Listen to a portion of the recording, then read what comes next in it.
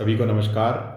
मैं हूं डॉक्टर मनोज कुमार बत्रा, सह आचार्य रसायन शास्त्र विभाग, सम्राट पृथ्वीराज चौहान राजकीय महाविद्यालय अजमेर।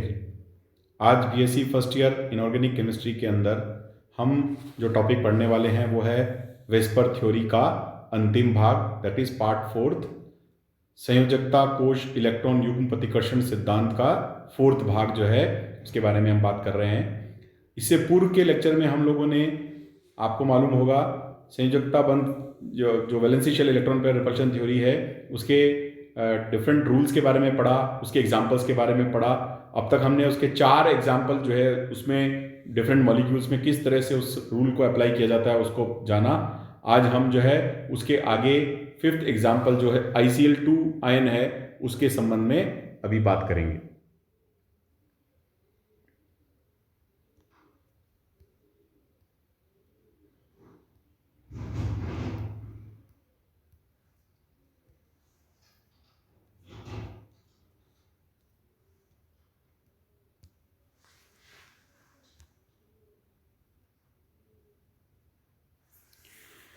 ICl2 आयन, इस आयन के केंद्रीय परमाणु आयोडीन का भी sp3d संकरण है। इसके पास में 5 इलेक्ट्रॉन युग्म हैं, 2 क्लोरीन परमाणु के साथ बंदी युग्म है और शेष 3 जो है वो अबंधी युग्म है। तो आयोडीन की हम बात कर रहे हैं, इसमें जो है 2 क्लोरीन परमाणु के साथ बंदी युग्म है और शेष 3 अबंधी युग्म है। अब प्रश्न उठता है कि 5 sp3d कक्षकों में से किन कक्षकों के साथ क्लोरीन परमाणु जुड़ेंगे और किसके साथ अबंधी इलेक्ट्रॉन युग्म रहेंगे। इस आयन की 3 जो संभावित संरचना है वो इस प्रकार होती हैं। तो देखिए यहाँ पर आयोडीन जो है उसकी हमें इलेक्ट्रॉनिक कॉन्फ़िगरेशन मालूम है जो हेलोजन का होता है, और इसमें sp3 जो है sp3d कक्षक जो है वो उसका मतलब उसमें वो sp3d संकरण है, और उसकी जो संरचना है उसके अंदर ये 3 प्रकार की संभावित संरचना है, जिसमें से पहली संरचना जो है उसमें तीनों जो इक्विटोरियल पोजीशन है उसके ऊपर लोन पेयर ऑफ इलेक्ट्रॉन मौजूद है। दूसरी संरचना में 2 इक्विटोरियल पोजीशन और 1 एक्सियल पोजीशन पर लोन पेयर ऑफ इलेक्ट्रॉन है, और जो तीसरी सी संरचना है, तीसरी स्ट्रक्चर जो है उसमें 2 इक्विटोरियल पोजीशन 2 एक्सियल पोजीशन और 1 इक्विटोरियल पोजीशन पर एक लोन पेयर ऑफ इलेक्ट्रॉन होता है। तो इस तरह से ये ICl2 माइनस की 3 जो है वो संभावित संरचनाएं होती हैं। उपयुक्त तीनों संरचनाओं में संरचना ए ऐसी संरचना है जिसमें लोन पेयर प्रतिकर्षण बल जो होता है वो न्यूनतम होता है, मतलब उसमें लोन पेयर का जो रिपल्शन है वो मिनिमम होता है। अतः ICl2 आयन की संरचना जो होती है वो रेखीय या लीनियर होती है। तो यहां हम देख सकते हैं कि because of lone pair repulsion जो मिनिमम है स्ट्रक्चर नंबर ए में, इसके कारण से जो इसकी जो संरचना है वो क्या होती है, वो एक लीनियर स्ट्रक्चर होती है। इसके बाद में हम बात करते हैं BrF4 माइनस आयन की के अंदर उसकी संरचना के बारे में। इस आयन में ब्रोमीन परमाणु 3 फ्लोरीन परमाणु के साथ सहसंयोजक बंध बनाता है, जबकि चौथे फ्लोराइड आयन के साथ में एक उप सहसंयोजक बंध बनाता है। केंद्रीय परमाणु Br का इलेक्ट्रॉनिक विन्यास जो होता है वो निम्न प्रकार होता है। तो जो ब्रोमीन का इलेक्ट्रॉनिक विन्यास है, इसका एटॉमिक नंबर 35 है, उसका इलेक्ट्रॉनिक कॉन्फ़िगरेशन है 1s2 2s2 2p6 3s2 3p6 3d10 4s2 and 4p5। तो उसकी जो ग्राउंड स्टेट में जो इसका इलेक्ट्रॉनिक कॉन्फ़िगरेशन है वो हमारे सामने है 4s2 4p5। यहाँ पर 4p के अंदर जो है वो 4px में 2 इलेक्ट्रॉन है, 4py में 2 इलेक्ट्रॉन है और 4pz में 1 इलेक्ट्रॉन है। तो एक्साइटेड स्टेट में एक इलेक्ट्रॉन जो है वो हायर 4d ऑर्बिटल में ट्रांसफर हो जाएगा और ये सब मिक्स होकर sp3d संकरित कक्षकों का निर्माण जो है वो करते हैं। 3 फ्लोराइड जो है उसके साथ में सहसंयोजक व चौथे फ्लोराइड के साथ में उप सहसंयोजक बंध बनाने के कारण के बाद जो है वो विन्यास इस प्रकार हो जाएगा। तो देखिए यहाँ पर हम कह सकते हैं sp3d2 हाइब्रिडाइजेशन होता है, और उसके अंदर ये है इस प्रकार से, वो 3 के साथ में तो कोवेलेंट बॉन्डिंग होती है, चौथे के साथ में कोऑर्डिनेट बॉन्ड बनता है। अतः sp3d2 संकरण होता है और अष्टफलकीय आकृति में 6 कक्षक अभिविन्यासित हो जाएंगे। न्यूनतम प्रतिकर्षण हेतु दोनों अक्षीय कक्षकों में 2 अबंधी इलेक्ट्रॉन युग्म ऊपर व नीचे स्थापित हो जाएंगे। देखिए यहाँ पर क्या है कि हमारे पास टोटल 6 ऑर्बिटल्स हैं और उन 6 ऑर्बिटल्स में से 4 जो है उनका उपयोग तो फ्लोरीन के साथ में बॉन्ड बनाने में काम में आ जाएगा और 2 में जो है वो लोन पेयर ऑफ इलेक्ट्रॉन रहेंगे। और ये जो दोनों लोन पेयर ऑफ इलेक्ट्रॉन वाले जो ऑर्बिटल्स हैं वो एक्सियल ऑर्बिटल्स होंगे, जिसमें लोन पेयर ऑफ इलेक्ट्रॉन ऊपर और नीचे स्थापित हो जाएंगे। जबकि चारों फ्लोरीन परमाणु भूमध्यीय यानी इक्वेटोरियल कक्षकों में आ जाएंगे और एक वर्ग समतलीय यानी स्क्वायर प्लेनर जो है वो स्ट्रक्चर जो है बन जाएगी। ICl4 आयन की संरचना भी इसी प्रकार वर्ग समतलीय होती है। तो ये जो इसकी स्ट्रक्चर जो होती है वो इसी प्रकार से स्क्वायर प्लेनर जो है वो होती है। फिर है NO2, NO2+ और NO2- की संरचना। ये जो है ये काफी महत्वपूर्ण है। इन तीनों समपरमाणुवीय अणु आयन में विद्यमान इलेक्ट्रॉन की संख्या भिन्न भिन्न है। अब देखिए ये जो तीनों हैं ये क्या है, समपरमाणुवीय हैं, यानी तीनों में सेम नंबर ऑफ एटम्स हैं और इनकी मॉलिक्यूल और आयंस की जो इलेक्ट्रॉनिक संख्या है वो भिन्न भिन्न होती है। जैसे NO2- की हम बात करते हैं में 2 अबंधी इलेक्ट्रॉन हैं। NO2 अणु में 1 अबंधी इलेक्ट्रॉन है, यानी कि 2 लोन पेयर ऑफ इलेक्ट्रॉन्स है या एक इलेक्ट्रॉन पेयर हम कह सकते हैं, वो NO2- में है। NO2 में 1 नॉन पेयर ऑफ इलेक्ट्रॉन है और NO2+ में कोई भी जो है लोन पेयर ऑफ इलेक्ट्रॉन जो है वो नहीं है। मतलब लोन पेयर की बात ना करके हम कहें अबंधी इलेक्ट्रॉन जो है वो एक भी नहीं है। तो अणु आयन में अबंधी इलेक्ट्रॉन के बढ़ने से प्रतिकर्षण जो होता है वो बढ़ता है। तो जितना ज़्यादा जितना लोन पेयर ऑफ इलेक्ट्रॉन्स होंगे उतना ही ज़्यादा उस मॉलिक्यूल में रिपल्शन होता है, जिससे बंद कोण सिकुड़कर जो है वो छोटा हो जाता है। मतलब बंद कोण जो होता है वो छोटा हो जाता है।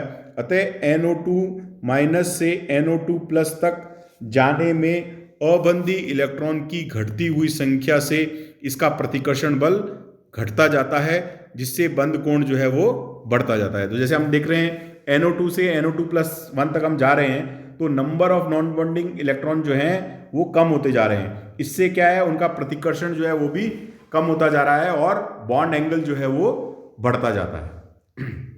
अब देखिए जैसे यहाँ पर देख सकते हैं NO2- की हमने बात की, इसमें क्या है, इसमें 1 लोन पेयर ऑफ इलेक्ट्रॉन या 2 इलेक्ट्रॉन जो है वो हैं जो कि अबंधी हैं। तो इस कारण से प्रतिकर्षण अधिक होने के कारण इसका जो बॉन्ड एंगल है वो 115 डिग्री 115 डिग्री का है। जबकि NO2 के अंदर 1 जो है अबंधी इलेक्ट्रॉन है, इसके कारण से इसका प्रतिकर्षण जो है पहले से NO2- के कंपैरिजन में कम हो गया और इसका जो बॉन्ड एंगल है या बंद कोण जो है वो 135 डिग्री का हो जाता है। और तीसरा जो है NO2 के अंदर जो है बॉन्ड एंगल जो है वो 180 डिग्री का होता है, क्योंकि यहाँ पर कोई प्रतिकर्षण नहीं है, क्योंकि यहाँ एक भी जो है नॉन बॉन्डिंग इलेक्ट्रॉन नहीं है। तो NO2- NO2 और NO2+ में जो बॉन्ड एंगल है वो इस प्रकार से बढ़ता जाता है 115 डिग्री, 135 डिग्री और 180 डिग्री, जिसको हमने यहाँ पर उसके नॉन बॉन्डिंग इलेक्ट्रॉन के रिपल्शन से उसको हम समझा सकते हैं।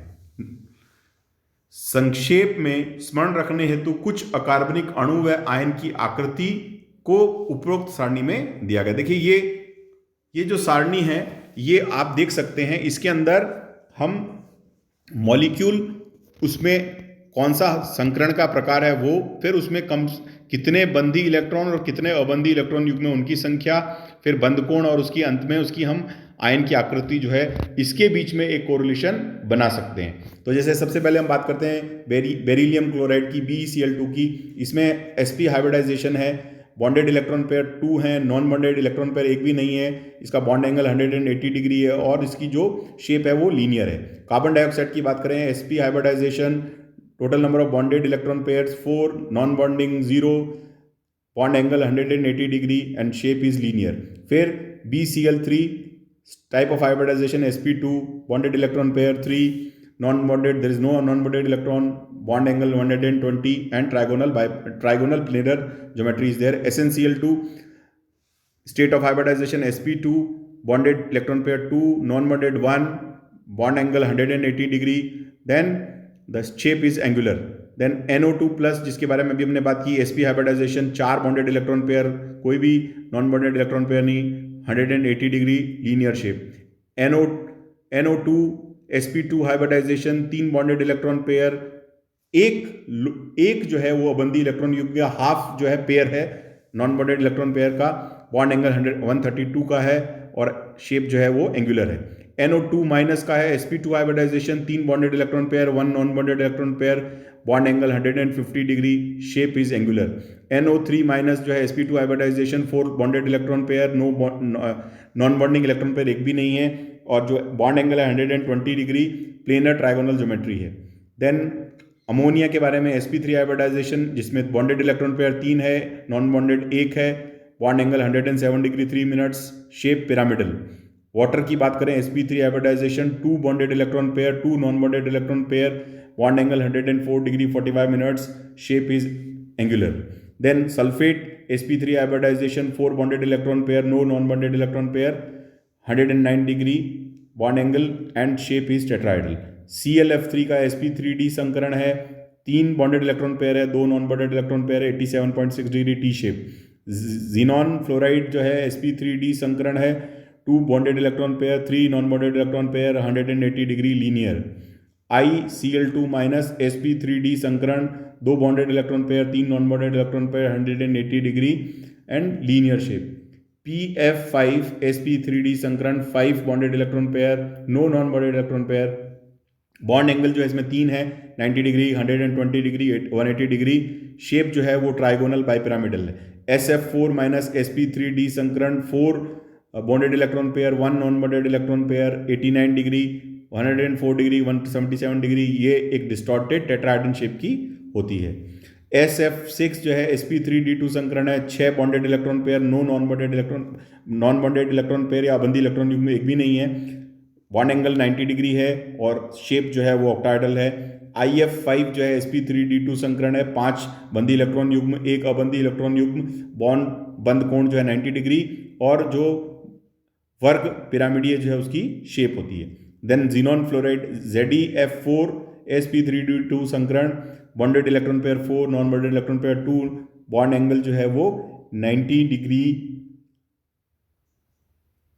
इसमें होता है और स्क्वायर प्लेनर इसकी ज्योमेट्री है। देन IF4 जो है इसके अंदर sp3d3 संकरण है, इसमें कुल मिलाकर जो है वो 7 बॉन्डेड इलेक्ट्रॉन पेयर है, एक भी नॉन बॉन्डेड इलेक्ट्रॉन पेयर नहीं है और इसकी जो शेप है वो पेंटागोनल बाई पिरामिडल इसकी शेप है, 72 डिग्री और 90 डिग्री इनके बीच का बॉन्ड एंगल है। तो इस तरह से हम जो है ये पूरे सभी प्रकार के मॉलिक्यूल्स के अंदर वेस्पर थ्योरी यानी valency shell electron pair repulsion theory को यूज़ करते हुए हम उनकी स्ट्रक्चर जो है वो इस प्रकार से निर्धारित कर सकते हैं। आज के लिए इतना ही। आप सभी का बहुत बहुत धन्यवाद।